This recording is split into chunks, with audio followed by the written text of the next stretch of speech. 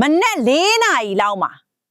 အဲ့ရကတရေနိုးတဲ့အချိန်မှာမိုးရွာသံတွေတအားဆူညံနေတာကိုကြားရတယ်ဒါပေမဲ့အဲ့လောက်ရေပါလာမယ်လို့ကျွန်တော်မထင်ခဲ့ဘူးအဲ့တော့မင်းနဲ့အဲ့လိုကောင်းတဲ့အချိန်လေးဗျာနော်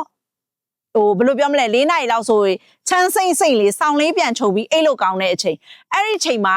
မေးကနေတရေလေးအိပ်ပျော်သွားလိုက်တာစာရွက်စရမ်းတွေပိုင်ဆိုင်မှုတွေကျွန်တော်တို့ရဲ့အရေးကြီးတဲ့အရာတွေအားလုံးရေမြုပ်သွားခဲ့တာအဲ့ဒီအချိန်မှာရသလောက်တော့အမြန်ဆယ်တာပေါ့ဗျာ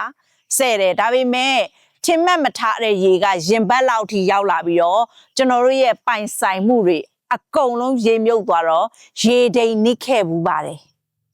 တကယ်ကိုရေဒိန်နစ်ခဲ့တာကိုတွေးပါရေဒိန်နစ်ခဲ့တယ်ဆိုတာသေတော့မသွားဘူးရေတိန်နေဆိုပေမဲ့ကျွန်တော်အတွက်ဒါတိန်တာနော်ကျွန်တော်သားသမီးတွေအတွက်ကတော့မတိန်ဘူးဒီလောက်အထိရောက်နေတယ်အဲ့တော့ကျွန်တော်တို့အဲ့ဒီဘဝကိုရင်ဆိုင်ခဲ့ရတာကိုသိတော့ကိုချင်းစားတယ်ရေနစ်တဲ့ရေဘေးဒုက္ခရောက်တဲ့သူတွေဆိုတာဘာမှပြင်ဆင်ချိန်မရပဲ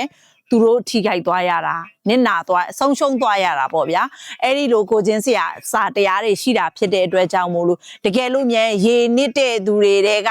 ရေဘေးဒုက္ခရောက်တဲ့သူတွေတဲကမှလူကြီးမိဘတွေကိုပြည်ဦးလွင်ဘက်မှာထားခြင်းနေဆိုရင်ပြည်ဦးလွင်ချက်မဲချမ်းကိုလာရောက်လေးလာဖို့အတွက်ဖိတ်ခေါ်ပါတယ်ဝယ်ပြီးတော့တန်းအိမ်ဆောက်လို့ရတယ်ပတ်ဝန်းကျင်မှာအိမ်ကြီးတွေရှိပြီးသားပါနော်စိတ်ပူစရာမလိုဘူးလူကြီးမိဘတွေကိုထားခဲ့မယ်ဆိုရင်လည်းအဆင်ပြေပါတယ်လွယ်တယ်ဆိုရင်39 9 9 3